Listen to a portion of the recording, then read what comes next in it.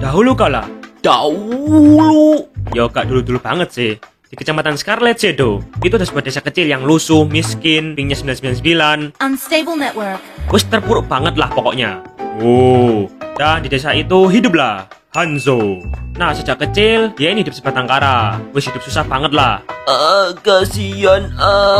Nah, lalu pada suatu ketika, tiba-tiba desanya dia ini disamperin sama klan Shadow. Salah satu dari 2 klan terbesar di Kecamatan Scarlet Shadow.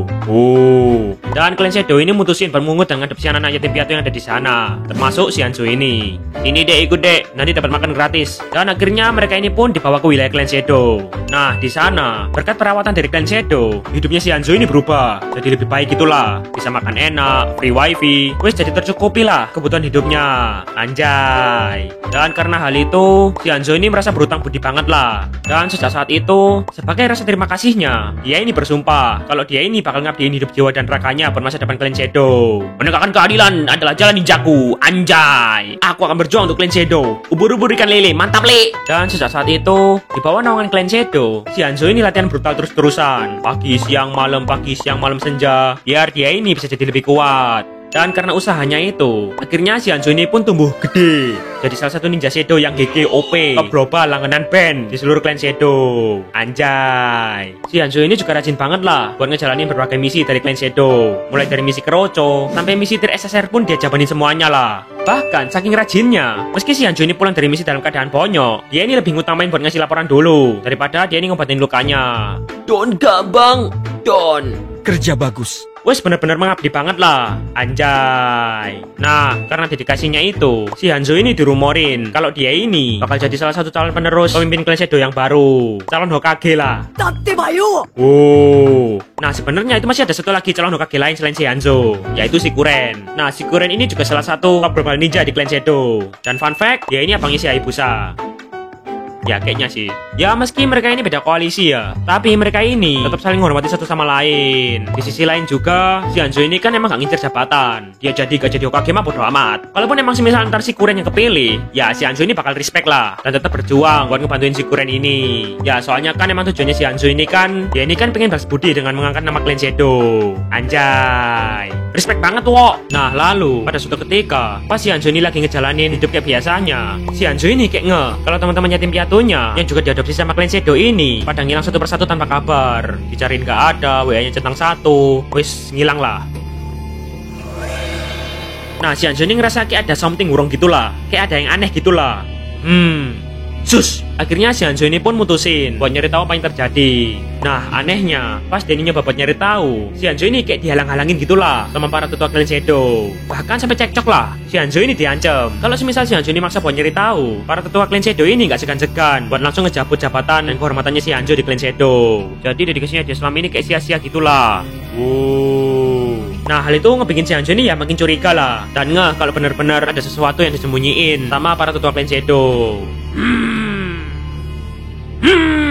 Akhirnya si Hanzo ini Los, rausa mundur, rausa wadi. ya dia ini tetap kekeh batu epic immortal buat nyari tahu apa yang terjadi.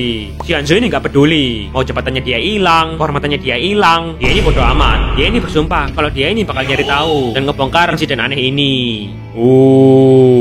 Dan setelah sekian lama nyari tahu, si Hanzo ini pun sampai di sebuah tanah terlarang, tempat di mana disimpannya pedang Amino Habakiri, sebuah pedang terkutuk itulah. Dan di sana dia ini dapat fakta sebenarnya. Oh my god.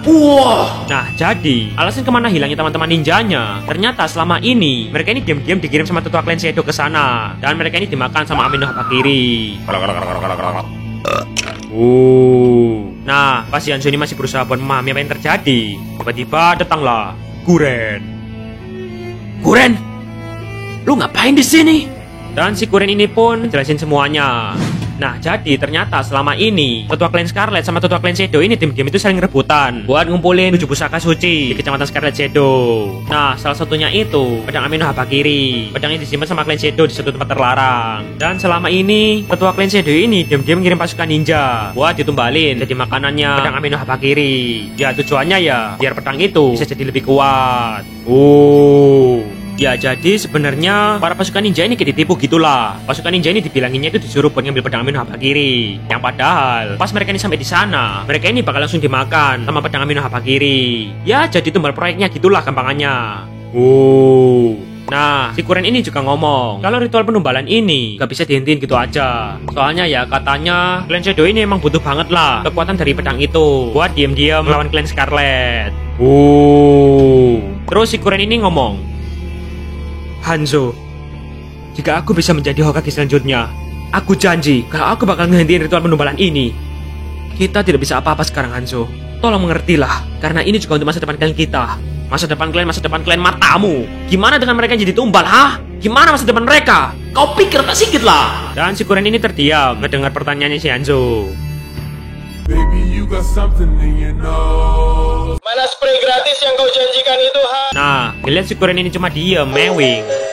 Itu ngebikin si Hanzo ini ngamuk lah. Kamu jahat, aku jijik sama kamu. Ternyata selama ini si Hanzo ini hidup di antara orang-orang munafik, orang-orang yang mentingin dirinya sendiri. Si Hanzo ini sadar kalau ternyata klan Scarlet sama klan Shadow ini gak ada bedanya, sama-sama gila kekuasaan gitulah. Dan hal itu gak sesuai sama jalan ninjanya si Hanzo yang pengen negakin keadilan di Scarlet Shadow. Terus si Hanzo ini ngomong, jika memang kalian ingin kekuatan dari pedang Amino Habakiri, akan kutunjukkan pada kalian. Dan tanpa banyak bacot, si Hanzo ini langsung ngecabut pedang Amino Habakiri dari segelnya. Dan kekuatan pedang Amino Habakiri ini pun langsung ngerasuk ke tubuhnya. Nah, awalnya pedang Amino Habakiri ini niatan mau ngambil alih tubuhnya si Hanzo. Cuman ya, gara plot armor MC, si Hanzo ini bisa ngasih perlawanan. Ya, rasa amarah dan dendam dalam dirinya ini berhasil buat ngejinakin kekuatan Amino Habakiri yang ngerasuk ke tubuhnya.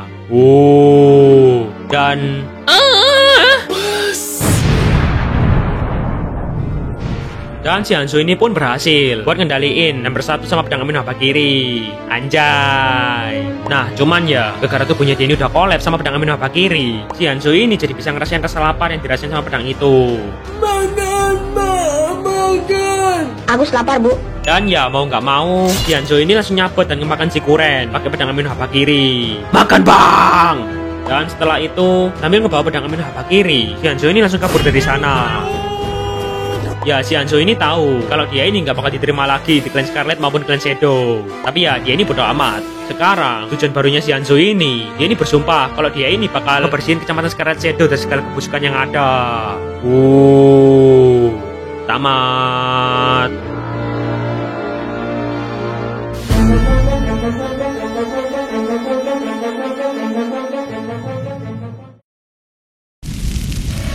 Ninja terkuat ada di sini, dan aku membawa kematian. Ikutlah kami untuk mengubah masa depan. Cukup. Hanya kekuatan yang bisa diandalkan.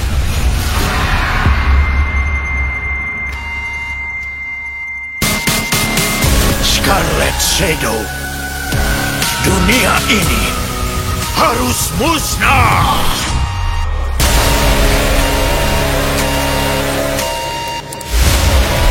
Ini baru permulaan. Ambisiku akan melahap semuanya.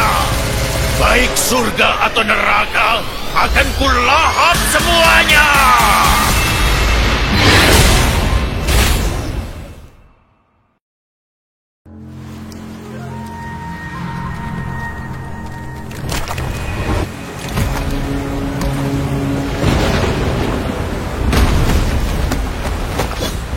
Semua yang berani menentang akan musnah.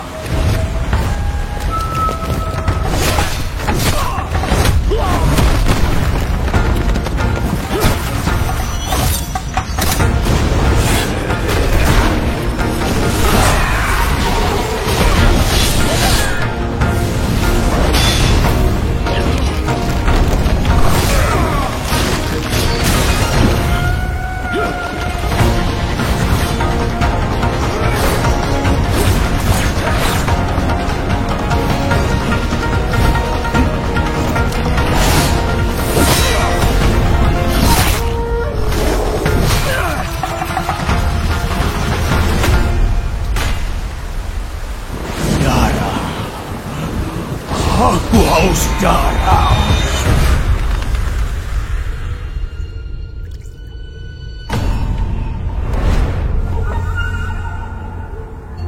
Kita terlambat.